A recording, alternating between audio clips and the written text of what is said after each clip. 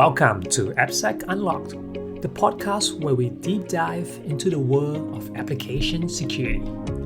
I'm your host, Edwin Kwan, and today we're exploring an interesting risk-based approach to vulnerability management, stakeholder-specific vulnerability categorization, or SSVC. Let's dive in and unlock the secrets of this innovative framework. What is SSVC? SSVC is a decision-making framework developed by Carnegie Mellon University's Software Engineering Institute in partnership with CISA. Its goal? To help organizations prioritize vulnerabilities more effectively by considering context-specific factors. So why SSVC? You might be wondering, why use SSVC when we already have CVSS?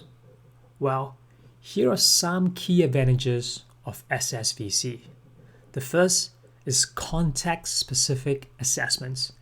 SSVC takes into account your organization's unique situation. The second, actionable decisions. Instead of just giving you a numerical score of between 0 to 10, SSVC provides clear, actionable decisions.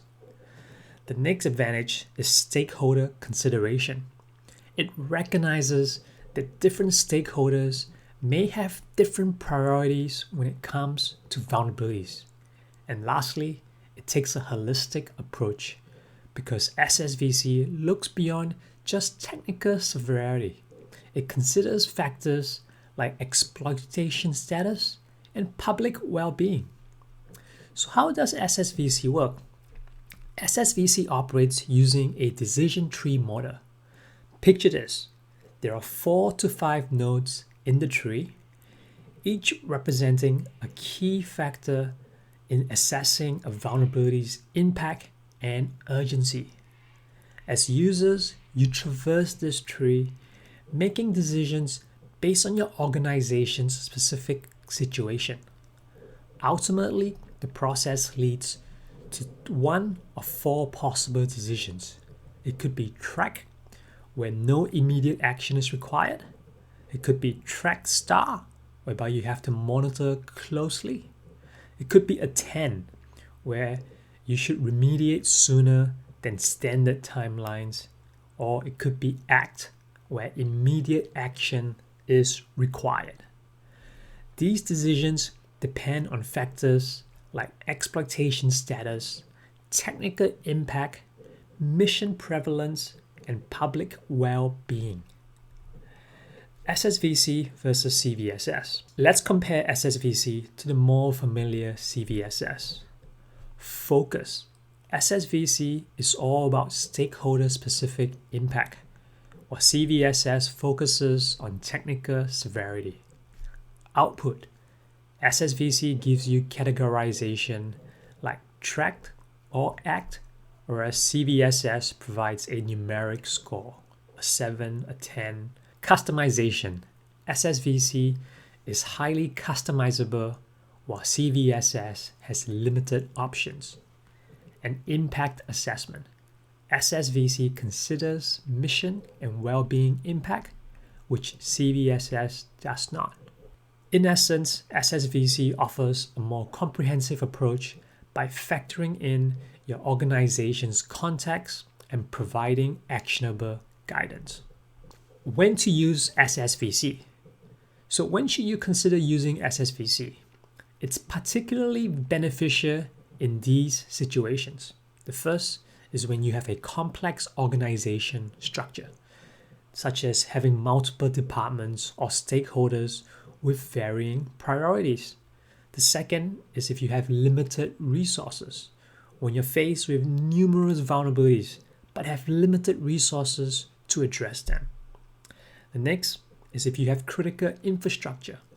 Organizations that manage critical infrastructure can greatly benefit from SSVC's focus on public well-being and mission prevalence.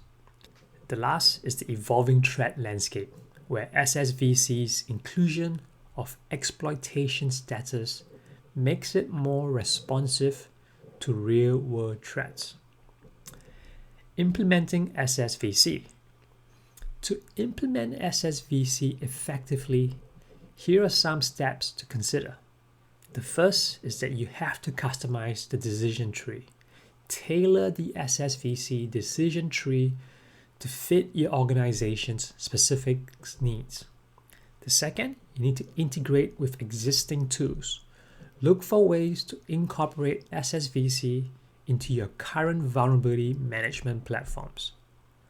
Next, you need stakeholder engagement. Involve key stakeholders from different parts of your organization in the implementation process. You also need to refine continuously, regularly reviewing and refining your SSVC implementation based on its effectiveness and changing needs. And lastly, it should be used alongside CVSS to provide a more comprehensive assessment. While SSVC has many benefits, it's important to keep in mind that it has a few challenges. The first, and a really big one, is the manual effort involved. The process can be time-consuming, especially for organizations dealing with numerous vulnerabilities. There's also the need for automation. To scale SSVC effectively, you might need to invest in automation tools and integrate various data sources. And you might require expertise. Proper implementation of SSVC requires a deep understanding of your organization's infrastructure, assets, and risk tolerance. Let's look at a practical example of how SSVC works. Imagine there is a vulnerability in a widely used open source software library. With CVSS, this might receive a high score based on its potential impact.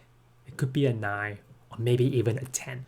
However, using SSVC, an organization might assess its exploitation status, which in this case, there might be no known exploits, its technical impact, which could be partial, its mission prevalence, which could be minimal because it's not any key infrastructure, and the public well-being impact, which is low.